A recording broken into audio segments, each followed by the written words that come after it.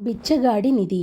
ఓ పేద రైతు ఒకనాడు పొలంలో పనిచేసి అలసిపోయి ఇంటికి వచ్చి నడుము వాల్చి, ఓ దేవుడా, నాకొక చిన్న నిధి ఇవ్వలేవా అని ప్రార్థన చేశాడు.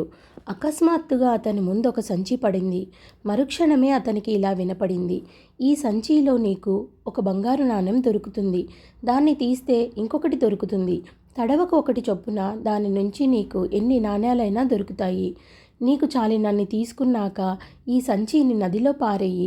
అయితే ఒక్కటి గుర్తుంచుకో, సంచిని నదిలో పారేసేదాకా నువ్వు ఆ డబ్బు ఖర్చు చెయ్యరాదు.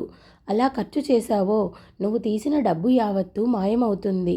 రైతు పరమానందం చెంది ఆ రాత్రల్లా సంచిలో నుంచి బంగారు నాణేలు తీసి ఒక గోతాం నింపాడు. మర్నాడు అతనికి ఇంట్లో తిండి లేదు. సంచిని నదిలో పారేసిందాకా బంగారాన్ని వాడడానికి లేదు. ఇంకొక రాత్రి అంతా కూర్చొని ఇంకొక గోతాం నింపి తర్వాత సంచిని నదిలో పారేద్దామనుకున్నాడు. చాలా రోజులు గడిచాయి. గోతాలు బంగారు నాణేలతో నిండుతున్నాయి. రైతు రోజు బిచ్చమెత్తి పొట్ట నింపుకుంటున్నాడు. చివరికి ఒకనాడు అతను చనిపోయాడు. ఇరుగు పొరుగు వాళ్ళు వచ్చి చూసి ఆ బిచ్చగాడి ఇంటి నిండా గోతాల కొద్దీ బంగారు నాణాలుండడం చూసి నిర్ఘాంతపోయారు.